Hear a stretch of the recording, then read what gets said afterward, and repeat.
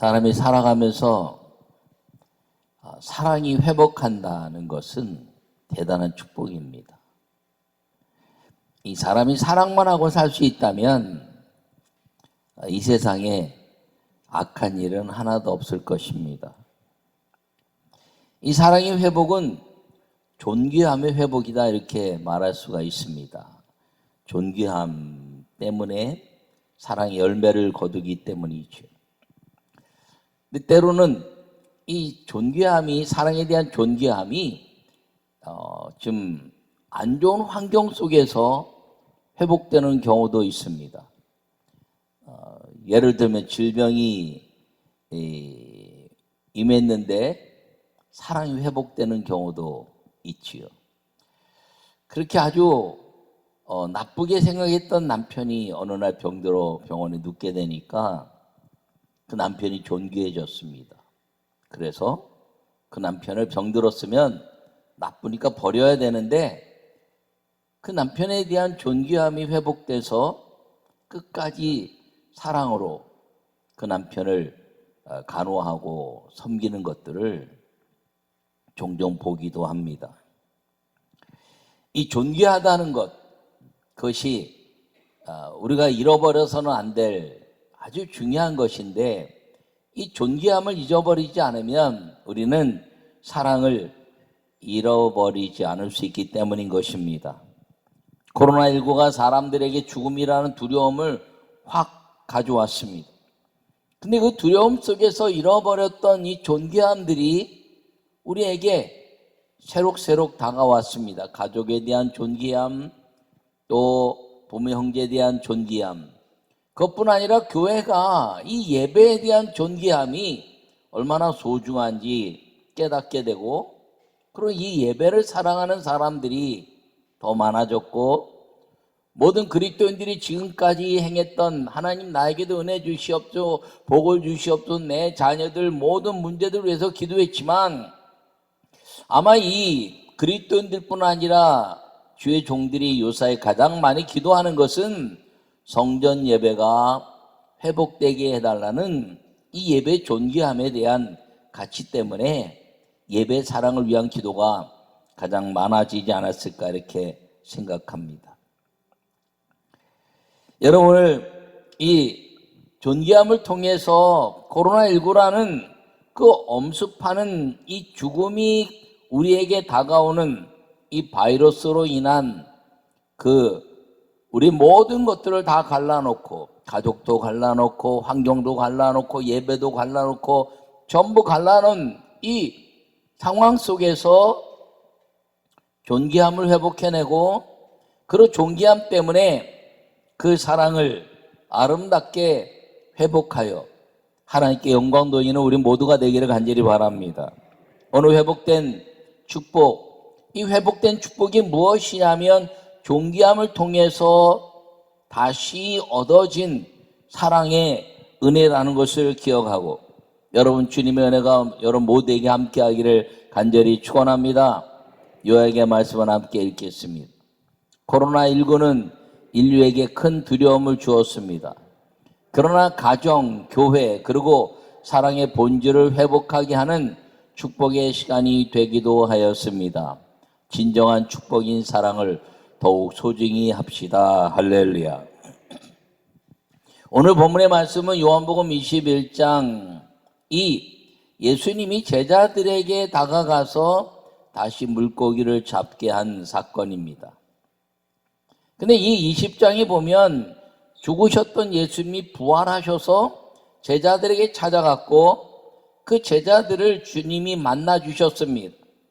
그리고 났는데도 불구하고 이 제자들은 고기나 잡으러 가자, 그리고 자기의 생업의 현장이었던 디베라 바다 호수로 돌아가서 고기를 잡는 생업의 현장으로 돌아가 버리고 말았습니다. 근데 그들이 아주 오래도록 그 일생을 어부의 생활을 하면서 행했던 그들이 다시 고기를 잡으러 갔지만 그들이 밤새 잡지 못하고 날이 새게 되었을 때 주님이 그들에게 찾아가셨습니다.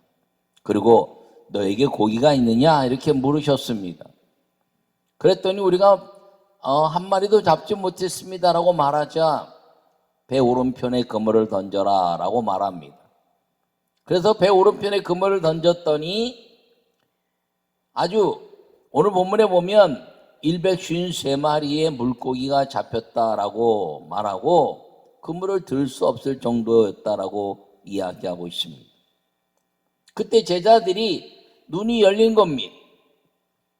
그래서 이 사건이라면 우리 주님밖에는 이것을 이룰 수가 없는데 주님이시구나라고 그 주님에 대한 가치, 3년 공생애 동안 있었던 주님에 대한 존귀함의 가치가 회복되면서 주님을 사랑하는 눈이 열렸고, 그리고 그들은 이 주님에 대한 아름다운 회복의 역사를 통해서 주님과 동행하는 축복의 회복이 또한 이루어진 이야기입니다.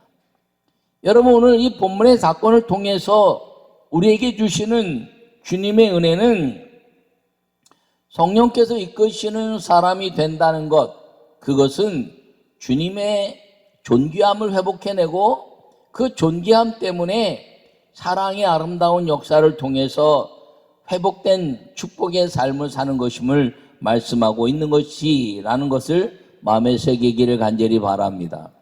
첫 번째 말씀을 함께 보겠습니다. 만남의 회복이 축복입니다. 할렐루야. 여러분, 오늘 본문에 보면 예수님께서 사랑하시는 그 제자가 베드로에게 이르시되 주님이시라 이렇게 이야기합니다. 이 말씀은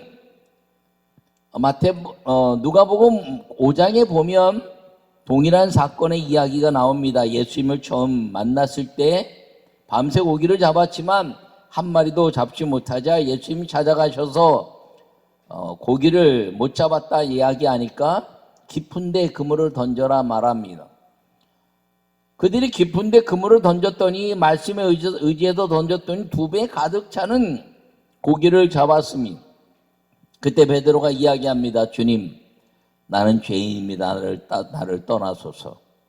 여러분, 그 말씀 무엇이냐면 주님의 말씀을 무시하고 그들의 삶 속에서 그냥 힘들고 귀찮고 밤새 던졌으니까 한번 던져주지 않은 주님을 소홀히 여기는 마음 속에서 던진 그 사건이 기적의 사건이 되면서 내가 저분을 무시했던 부분이 있구나라고 생각하고 나는 죄인입니다. 나는 당신을 무시했던 사람입니다라고 고백하자 예수님께서 나를 따르라. 내가 사람 낚는 어부가 되게 할 것이다라고 말씀하시고 제자들이 즉시 모든 것들을 버려두고 예수님을 따른 공생의 시작의 사건이 누가복음 5장의 역사였습니다. 그 사건을 통해서 3년 동안 그들이 예수님이 공생의 기적을 통해서 수많은 기적을 경험했다가 예수님이 십자가에 죽으시니까 예수님을 떠나버렸습니다. 예수님 만났을 때 가졌던 그 존귀함을 잃어버린 것이죠. 예수님이 십자가에 죽으시니까 그 존귀함을 잃어버린 겁니다. 예수님이 그 3년 공생애를 통해서 기적의 하나님으로 이 땅에 오셔서 이스라엘을 회복하시고 자기들의 인간적인 생각을 만족시키지 못하자 그 예수님의 존귀함까지 잊어버린 것입니다. 그리고 사랑을 놓친 것이죠. 그런데 오늘 이것이 회복된 역사를 예수님이 다시 제자들에게 말씀하고 있는 것입니다. 여러분, 사람이 만났다가 헤어질 수 있지만 다시 만난다는 것은 사실 쉬운 문제는 아닙니다. 그러나 가장 존귀함에 대한 가치를 깨닫게 되고 그 존귀함에 대한 가치를 회복해내면 그 만남은 쉬워지는 것입니다. 오늘 이 말씀에 그 배 오른편에 그물을 던지라는 말씀 때문에 고기를 잡고 나서 그 사랑하시는 제자 사도 요한이 외칩니다. 야, 이건 주님이 아니면 할 수가 없어. 그래서 주님이시다라고 선언합니다. 여러분, 이 주님이시라는 선언은 예수님을 만났던 그 믿음의 고백의 회복이라는 것을 기억하기를 간절히 바랍니다. 주님이시라는 외침은 만남의 회복입니다. 야, 주님이시구나. 정말 그 주님이 나의 가장 존귀함으로 다가오는 다시 한 번의 외침. 그것이 메시아 예수님을 만났을 때의 역사였던 것입니다. 이들의 이 외침이 시작되었던 누가복음 5장의 역사가 공생의 3년 동안 이루어졌지만 예수님이 십자가에 죽으시고 나서 다 잃어버렸던 것들을 이 다시 물고기를 잡는 사건을 통해서 물고기를 잡는 것이 중요했던 것이 아니라 이들에게는 다시 눈이 열리고 주님이심을 고백해내는 만남의 회복이 이루어졌다는 것을 기억하기를 간절히 축원합니다. 여러분, 2021년을 맞이하면서 이 예수님을 만났던 그 모든 삶 속에 잃어버린 것이 있다면 예수님의 존귀함을 회복해내고 이 만남의 회복을 통해서 인생이 물고기를 따라다니는 인생에서 물고기를 가두어두고 그 안에서 하나님의 복을 누리는 만남의 회복의 축복의 삶을 살기를 간절히 축원합니다. 두 번째 말씀을 함께 읽겠습니다. 사명의 회복이 축복입니다. 할렐루야. 오늘 본문에 말씀하시기를 시몬 베드로가 벗고 있다가 주님이라는 말을 듣고 겉옷을 두른 후에 이렇게 말합니다. 여러분, 겉옷을 둘렀다는 것은 사명의 회복이 이루어졌다는 것이죠. 왜냐하면 누가복음 5장에 어부로 살 때는 옷을 벗고 살던 사람이었습니다. 물고기를 쉽게 잡고 그물을 끌어올리기 위해서 이 몸을 아주 간편하게 하는 그런 인생이었습니다. 그런데 나를 따라오라, 사람 낳는 어부가 되게 할 것이라는 말씀을 듣고 그들은 겉옷을 두르고 3년 공생에 자기 인생의 삶의 가치가 달라진 삶을 살았다는 것입니다. 어부라는 것은 사람들에게 존귀함을 받는 직업의 삶이었습니다. 사람들이 물고기를 잡아 갖고 왔을 때, 와, 대단하네요. 와, 이렇게 물고기 잡았네요. 아, 이것을 파시겠습니까? 라고 사람들에게 존귀함을 받는 그런 인생의 직업이었습니다. 또 좀 나쁘게 얘기하면 좀 사람들에게 무시당하는 직업이었을지도 모릅니다. 그러나 제가 보기에는 어쨌든 물고기를 잡는다는 것은 사람들에게 먹을 것을 제공하는 존귀한 삶이었을 것이라고 생각했는데, 그런데 제자의 삶을 산다는 것은 무엇이냐면 주님께 존귀함을 얻는 삶이 되었다는 것입니다.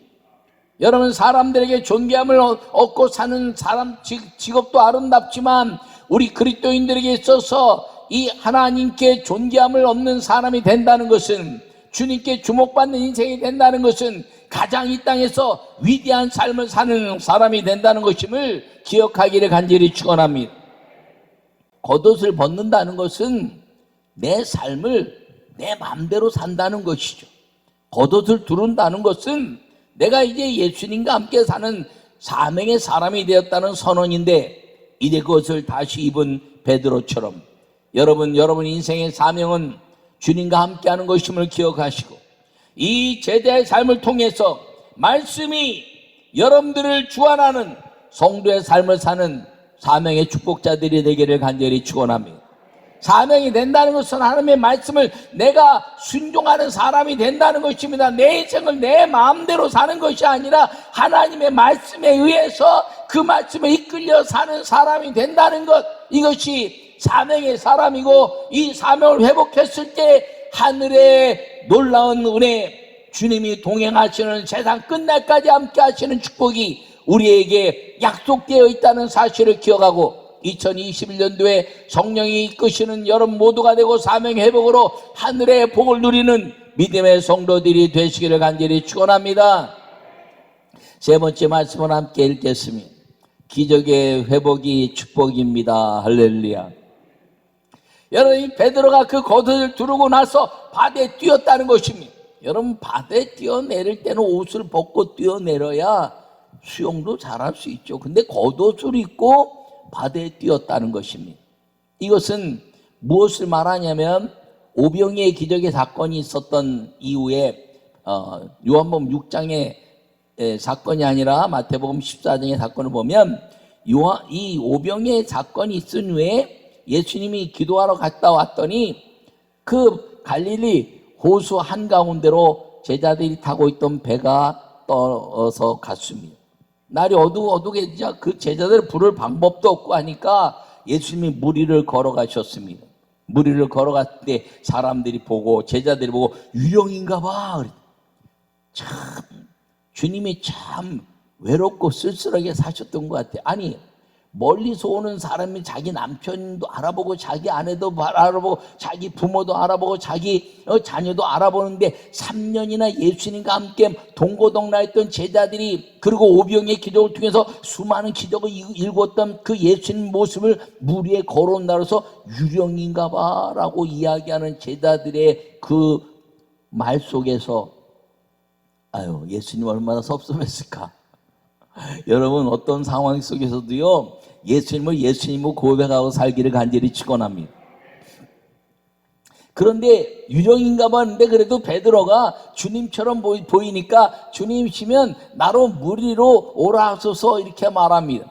아니 여러분 인생의 목적이 이 예수님 물 위로 걸어오신 목적이 배 위로 올라오는 거지 제자들이 바다에 뛰어내리는 게 아니잖아요. 그럼 야야야 배를 돌려 주님이야 그리고 얼른 배를 돌려서 예수님이 배 위로 올라오게 해야 되는데 주님이면 나로 오라서 그러니까 베드로에게 오라 그렇게 말씀하십니다. 그러나 베드로가 그 겉옷을 입고 제자의 삶을 살 때니까 폴짝 뛰어서 내렸는데 아이고 무리를 걸었네. 근데 풍랑이 일어 파도가 오는 것을 보고 물에 빠지는지라 예수님께서 건지시면서 믿음이 적은 자 왜 의심하였느냐. 주님이라고 믿었으면 끝까지 믿어야지. 주님이시면 내게 오라 소로 뛰어내려서 걷다가 왜 파도에 의해서 의심이 들어서 물에 빠지느냐라고 주님이 말씀하시면서 그를 건지시고 배 위로 올라오신 겁니다. 여러분 이 베드로가 그것을 기억해낸 거지요. 기적에 실패한 사건. 만약에 저분이 주님이라면 나는 내가 그 주님의 집중력 때문에 나는 물 위를 걸을 수 있을 것이라는 믿음의 확신을 갖고 물 위에 뛰어내려서 50칸쯤 걸었다. 한 칸은 3cm, 한 15m를 걸었다는 것이죠. 여러분 우리 인생 가운데 기적을 놓칠 때가 있습니다. 그런데 우리 삶이 말입니다. 자꾸 이 기적의 삶에서 인본주의적 삶으로 바뀌어가는 것을 우리가 이제 주님의 은혜 안에서 이 기적을 회복해내면 하늘의 비밀들을 누리게 된다는 걸 기억하기를 축원합니다. 믿음으로 주님을 바라보고 기적의 삶을 살라는 것이죠. 여러분 살아있는 것 자체가 기적인 것을 기억하기를 바랍니다. 그러므로 살아있는 것을 통해서 하나님께 영광 돌리는 2021년도에는 이 기적이 회복된 역사를 통해서 그 기적의 회복의 아름다운 축복을 누릴 수 있기를 간절히 바랍니다. 네 번째 말씀을 함께 읽겠습니다.